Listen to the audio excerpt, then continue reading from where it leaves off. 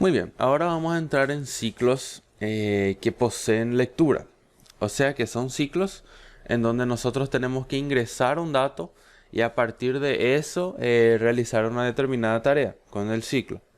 Incluso pedir varios datos a través de un ciclo. El primer ejercicio que vamos a ver es ingresar dos números e imprimir todos los números múltiplos de 3 que existan entre ellos. Acá nos esclarece que el primer número ingresado siempre es menor que el segundo. ¿Eso qué quiere decir?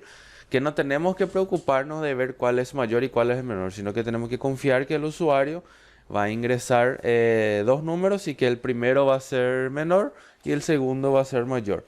Entonces, por ejemplo, si el usuario ingresa 6 y 7, entonces nosotros tenemos que contar del 6 al 7. Si el usuario ingresa 10 y 30, tiene que ser del 10 hasta el 30. Pero aquí dice que tiene que ser entre ellos. Entonces tenemos que atender que si yo pongo 10 y 30, tiene que ser a partir del 11, 12, 13 hasta el 29. Pero el 10 y el 30 no entran, porque está entre ellos. Primero de todo, yo tengo que saber que tengo que leer dos números. Entonces necesito dos variables. Puedo llamarle variable A para mi primer número y variable B para mi segundo número. Entonces, cuando yo le solicito al usuario que ingrese dos números, él me va a ingresar primero A y después B. Bien, ahora, ¿qué yo voy a hacer? Voy a agarrar y voy a pedir al usuario que me ingrese los números. Entonces le voy a decir, ingrese los números. El primero debe ser menor que el segundo. Ok. Voy a leer A. Y después voy a leer B. ¿Por qué? Porque son mis dos variables. Primero él ingresa un número que va a ser el menor. Y después me va a ingresar el otro número que va a ser el mayor. Bien.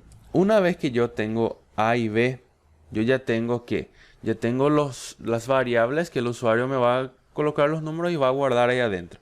Y el algoritmo dice para que al leer esos dos números tengo que imprimir todos los múltiplos de 3 que existan entre ellos. Entonces primero de todo yo tengo que saber que tengo que recorrer entre esos números. Entonces yo tengo que hacer un mientras que A sea menor a B. Ahora que A sea menor a B, entonces yo digo que si yo pongo 10 y 30, él va a ir contando del 10 hasta el 29, porque el 30 es el último número. Pero aquí es un problema. El primer problema que tenemos aquí es que A, por ejemplo, si ingreso 10, ¿qué va a pasar? Él va a imprimir todos los números que están desde A hasta B. Por ejemplo, vamos a hacer así. Imprimir A. Y voy a solamente actualizar. A es igual a A más 1. ¿Por qué? Porque tengo que irme de forma ascendiente. Voy a ejecutar esto. Voy a ingresar 1 y 10. Y él me va a imprimir directamente del 1 al 9. Que no entre el 9 y el 10 está bien, porque es entre tal número hasta tal número. Pero el 1 está entrando. En teoría tenía que empezar ya del 2. La misma cosa si yo pongo aquí, por ejemplo, 10 y después 30. Me tiene que imprimir del 11 hasta el 29, pero no el 10 ni el 30. Sin embargo, me imprime el 10. El 30 está bien, porque no imprime, pero el 10 está mal. Entonces aquí, antes de comenzar, yo ya le voy a actualizar. A es igual a A más 1. ¿Por qué? Porque yo quiero que entre aquí valiendo el siguiente número después del que el usuario ingresó, para que esté dentro del rango. Por ejemplo, ahora voy a ingresar 10 y 20. 10 y 20. Y fíjense que me imprime 11, 12, 13, 14 hasta 19. No entra el 10 ni el 20. Con esto ya me funciona la primera parte del algoritmo, que es la de contar entre dos números que se ingresaron. Ingresé dos números, A y B. El primero es menor que el segundo, ya le pedí al usuario. Y después tengo que recorrer todos los números que existan entre ellos. Pero aparte de recorrer, me dice que yo tengo que imprimir solamente los múltiplos de 3. Entonces, este aquí, yo tengo que primero preguntar si A porcentaje 2 es igual a 0, o porcentaje 3 es igual a 0, o sea, es múltiplo de 2, de 3, ahí recién me imprima.